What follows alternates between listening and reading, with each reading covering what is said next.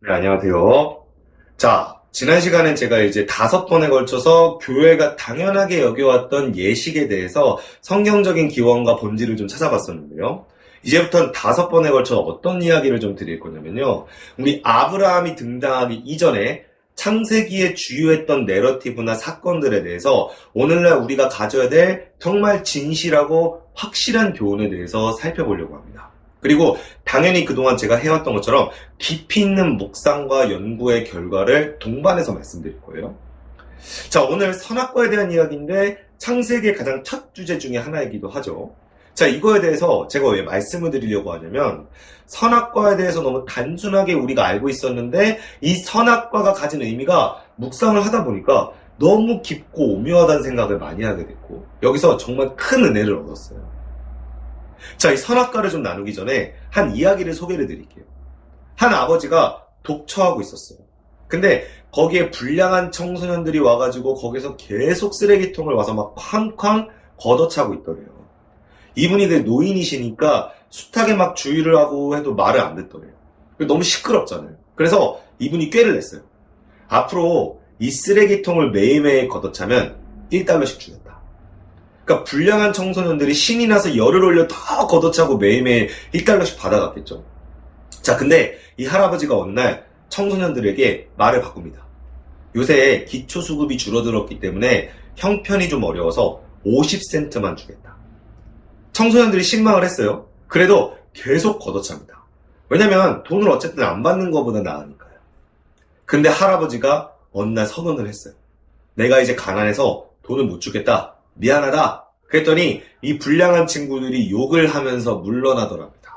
그래서 할아버지는 그 여생을 조용하고 평안하게 살 수 있었다라는 이야기예요. 자, 여러분, 이게 할아버지가 교묘하게 사람 심리를 이용한 거거든요. 제가 그때 심리학 굉장히 열심히 공부하는 사람이었는데 그때 배웠던 것 중에 하나가 뭐냐면 브렘이라는 심리학자의 심리적인 반발 이론이에요. 자, 이 기본적인 측면이 뭐냐면 사람들은 자유가 위협받고 있거나 박탈당했다고 생각했을 때 동기적으로 흥분하고 반항하게 있다라는 거예요. 제가 이 이론을 알고 있었다 보니까 저에게는요, 선악과 사건이 너무 의문이었어요. 자, 여기 보시면 선악과를 금지했던 명령이 있고 선악과를 먹으려는 유혹이 있었잖아요. 여러분, 이 두 가지가 충돌하면 무엇이 이길까요? 사탄의 활동을 제한적으로 허용하시는 하나님 입장에서는 이 사탄이 우리에게 막 꼬드기고 하나님처럼 될 수 있다 유혹한다면 단순히 선악과를 먹지 마라고 하신 단편적인 그 명령을 이기기가 힘들지 않았을까? 하나님이 단순히 선악과를 먹지 말라고 하면 인간이 안 먹을 거라고 단순히 생각하셨을까? 저는 그렇게 생각하지 않았어요. 선악과를 먹으려는 유혹이 선악과를 금지한 명령을 충분히 이기고도 남았을 것이다.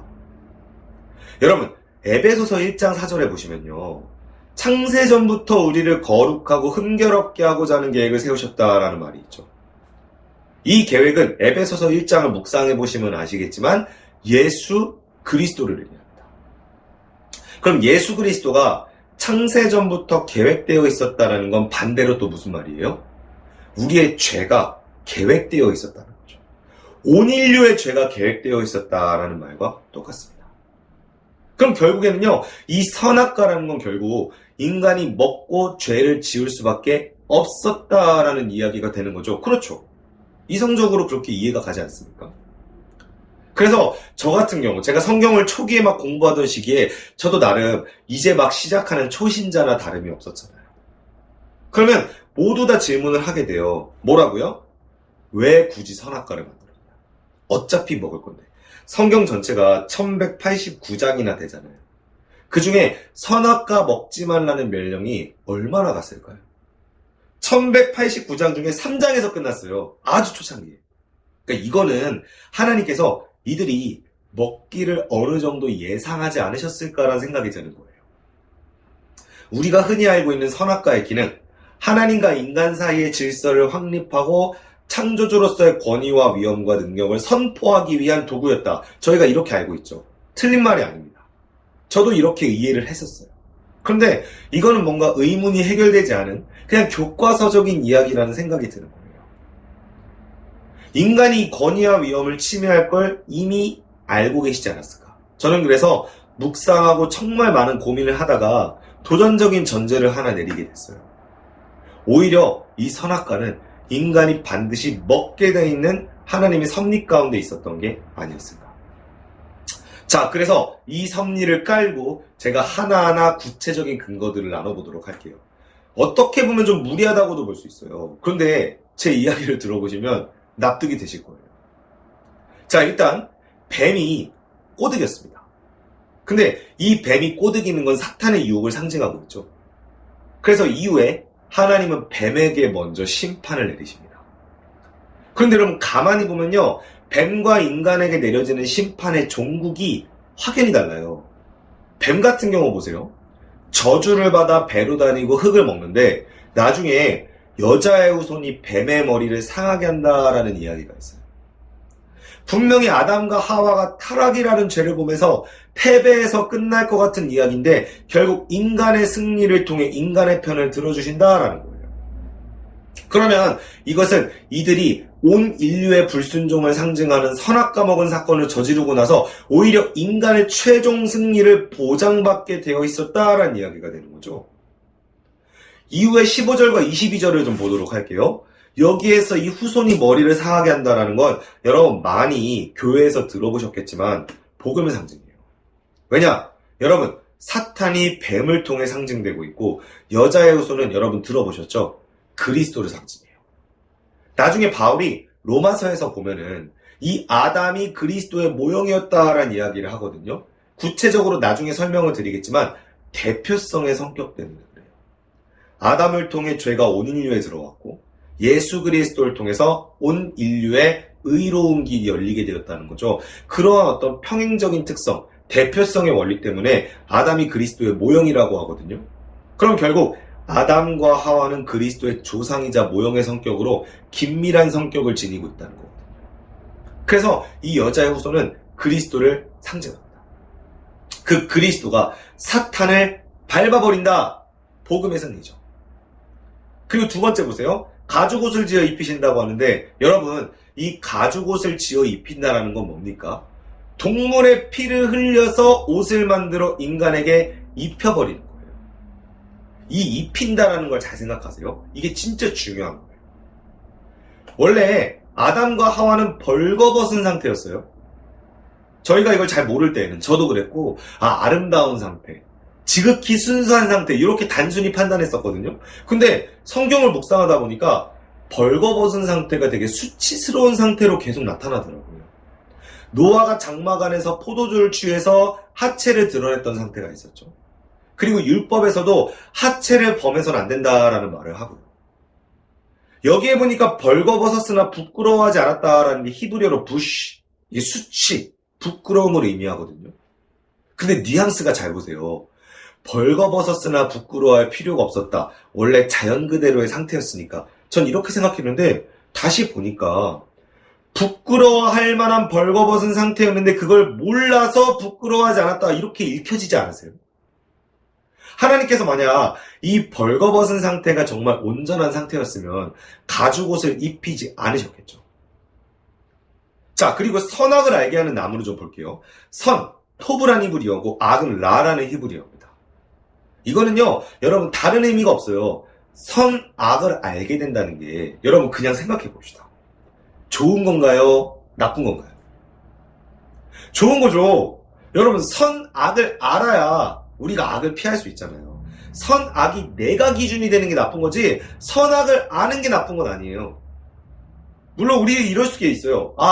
선악을 알게 돼서 우리가 판단을 하게 되고 기준을 갖게 되어서 교만해질 수 있지 않느냐. 여러분들 이것도 어폐가 있는 게요. 보세요. 만약에 하나님이 아담과 하와를 그냥 창조해서 에덴 동산에서 뛰노는 천진난만한 존재로 만드셨다. 그냥 아빠 하나님 하면서 과일 따먹으면서 즐겁게 여생을 보내는 사람들로 만드셨다면 그 말이 맞을 수도 있어요. 근데 창세기에서 하나님이 처음 아담 창조하실 때 어떤 일을 맡기십니까? 정복하고 다스리라고 하셨어요. 이걸 우리가 신학적 용어로 흔히 말하는 성경적 용어로 위임명령이라고도 표현하고 대위명령이라고도 표현합니다. 즉 하나님께 이 땅을 다스림받는 위임을 받은 거예요. 보통 일이 아니죠. 동물들의 이름도 누가 붙였어요? 아담이 붙였어요. 여러분, 이 정도 다스리고 이름 붙일 능력이면 이거는 보통 능력이 아닌 거예요.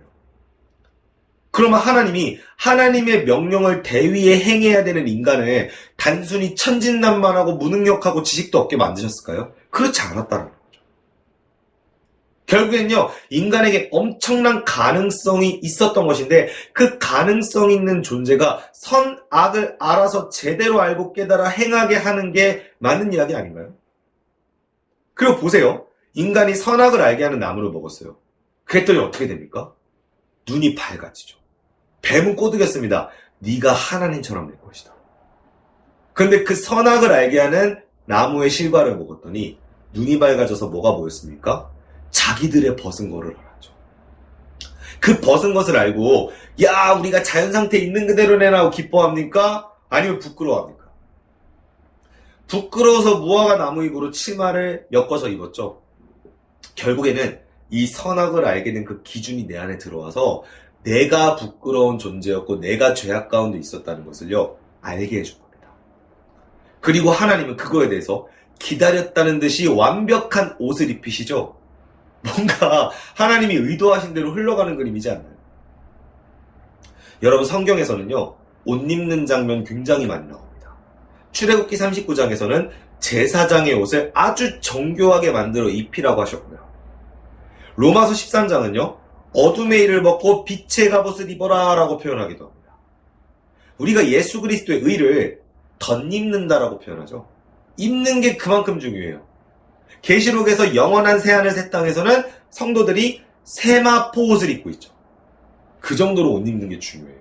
그러면 결국에는 이 옷 입는 온전한 상태, 덧입힌 상태의 반대였던 부끄럽고 수치스러운 그러한 상태, 이 상태를 모르기 때문에 선과 악을 알게 하는 나무를 통해 하나님은 인간의 그런 수치스러운 상태를 깨닫게 하셨다라는 이야기가 되지 않을까요? 한 가지 더 질문 드려볼게요. 여러분, 선악을 알게 하는 나무의 실과를 먹어서 죄를 짓게 되었나요? 아니면 원래 죄를 짓는 상태였는데 그걸 통해 깨닫게 된 건가요? 후자죠. 왜냐하면요. 여러분 선악과 먹기 전부터 아담과 하와는 불순종의 마음을 먹었고 하나님처럼 되겠다는 마음을 먹었고 사탄의 유혹에 넘어갔어요. 이미 그거 먹기 전에 죄를 짓는 존재였다니까요. 근데 이걸 먹어서 그게 죄임을 알게 된 것이죠. 그림으로 좀 보여드리면 인간이 이 선악을 알게 하는 나무를 먹게 됨으로써 부끄러움을 깨닫고 이것을 하나님이 준비하신 피 흘려 입은 옷으로 가려짐 받게 되었고 수치를 덮게 되었다라는 아주 복음적이고 은혜로운 스토리인 거죠. 시편에서 뭐라고 합니까? 허물이 가려진 자는 복입니다. 가려져야 돼요. 그래서 이 가죽 옷을 뭐라고 표현해요? 이거 교회 목사님들 누구에게나 물어봐도 다 아시는 내용이죠. 원시복음입니다. 결국에 명령을 지키지 않은 불순종한 자들에게 복음이 선포된 거예요. 자, 다음 또 재밌는 거 있어요. 여러분 하와라는 이름이 있죠. 하와라는 이름이 언제 붙게 된 걸까요? 많은 분들이 의외로 모르시더라고요. 여러분 하와라는 이름은 선악과 먹고 타락하고 붙은 이름이에요. 20절에 보니까 아담이 이후에 쫓겨나는 과정에서 하와라고 불렀다고 하죠. 그리고 산자의 어머니다. 여러분 이 산자의 어머니라는 게 어폐가 있어요. 왜냐면 하와 때문에 선악과를 먹은 거나 다름없잖아요. 그러면 아담이 왼수 이렇게 이름을 붙여도 돼요. 너 때문에 에덴 동산 쫓겨났어. 왼수야 이렇게 이름을 지어야 되는데 산자의 어머니다라고 이름을 붙였어요. 히브리어 원어에 하이란 단어가 있어요. 구약 성경에 500개나 쓰여 있는데 그게 살아있다는 뜻이거든요. 거기서 하와란 이름이 온 거예요. 여러분 그러면요. 결국에는 이 산자의 어머니가 된 것, 살아있음을 담보하는 존재가 된 것도요. 선악과 먹고 나서 벌어진 겁니다. 이것도 선악과가 의도한 뭔가 순기능이 강력하게 달성되었다라는 느낌을 주는 것이죠. 그럼 여러분 보세요. 바울이 로마서 7장에서 이런 얘기하거든요. 율법이 나에게 탐심이 죄임을 깨달아서 탐심을 알게 됩니다. 율법이 나에게 죄를 가르쳐줬다. 로마서가 계속 얘기하는 부분이에요. 로마서 3장에서 이 율법이 나의 죄를 비추는 거울이라는 이야기도 하죠. 그렇게 율법을 통해 내가 탐심 가운데 사로잡힌 존재라는 걸 깨닫게 된 바울이 로마서 7장 24절에서 뭐라고 얘기합니까? 나는 공고한 자다. 나를 구원하여 주십시오. 그리고 로마서 8장에서 뭐라고 합니까? 그리스도 안에서 이 죄에서 해방됩니다. 원리가 똑같죠. 내가 하나님을 대적하고 하나님처럼 되겠다는 잠재적 죄성을 가진 존재라는 것을 선악과 선악을 알게 하는 나무를 통해 기준을 갖고 깨닫게 되었고, 그리하여 내가 벌거벗은 수치의 존재라는 것을 알고 누가 나를 건져내냐라고 얘기했을 때 가죽옷으로 피 흘려 지어 입히신 그것으로 나의 수치를 덮어주셨고, 이제 바울의 입장에서는요, 곤고한 나의 존재를 율법을 통해 깨닫게 하신 이후에 그리스도의 피 흘리심으로 이걸 가려주셨다. 그래서 예수님을 어린 양이라고 표현하죠. 동물의 피 흘린 가죽옷, 어린 양의 피 흘린 그 유월절 어린 양의 은혜로 우리의 죄를 덮어주시는 복음을 의미하고 있습니다. 그래서 여러분, 나중에 바울이 로마서 11장에서 이런 말을 하죠. 하나님이 모든 사람들을 불순종에 맡기시는 이유는 은혜를 베풀기 위함이다.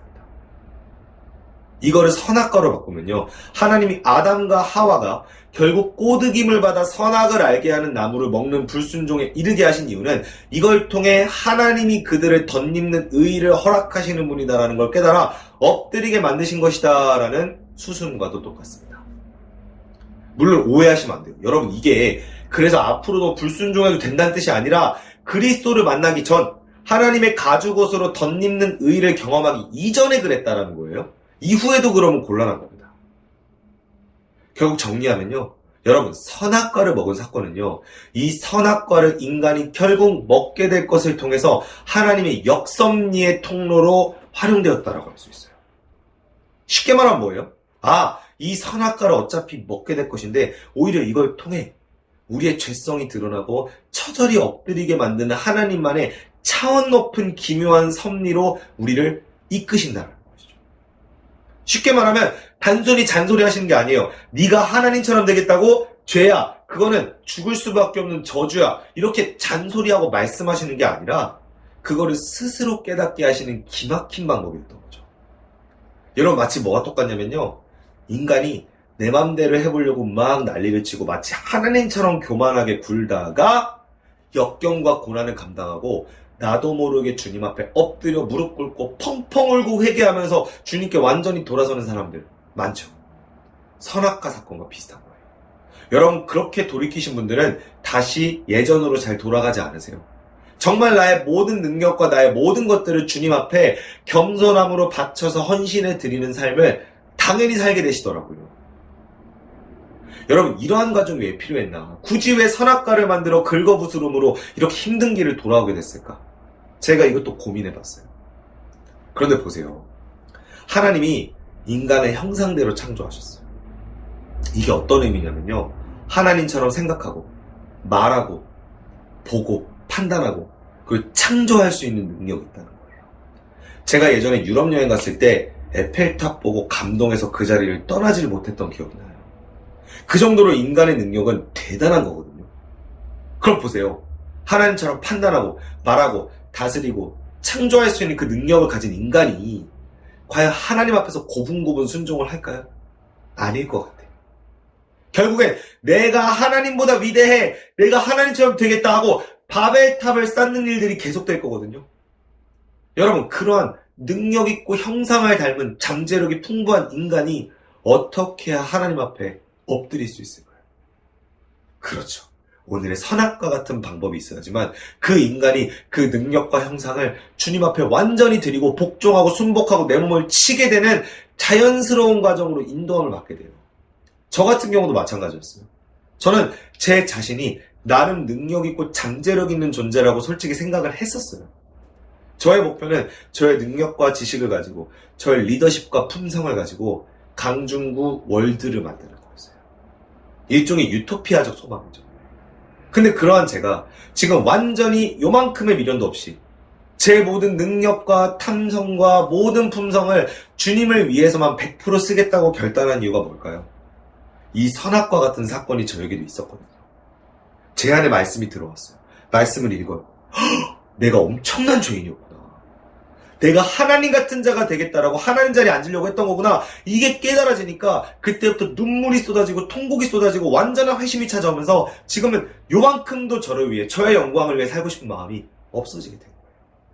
하나님을 위해서만 나의 모든 능력, 나의 형상을 사용하겠다. 하나님은 놀라운 차원으로 우리를 그 자리로 인도해 가시는 겁니다. 여러분, 그래서 이 시간 이러한 섭리가 우리 모두에게 있었으면 좋겠습니다. 매일매일 묵상하시고 말씀을 붙드셔서요. 아, 나는 하나님 앞에 죄 덩어리였구나. 예수 그리스도가 이 죄 덩어리인 나를 가리시고 덧입히셔서 새로운 존재가 되게 하셨구나. 이제는 그 하나님 앞에 감사와 감격으로 순종하고 헌신하는 삶을 살아야겠다. 절대 내가 기준이 되고 내 멋대로, 내 소견대로 하나님 같은 삶을 살지 말아야겠다. 내가 주인이 되지 말고 주님이 주인 되는 삶을 살아야겠다. 여러분, 이 모두 이 깨달음이 오셔서 정말 가마감동으로 주님의 말씀을 따라 살아가는 그런 저와 여러분 되시기를 주님의 이름으로 소원합니다. 감사합니다.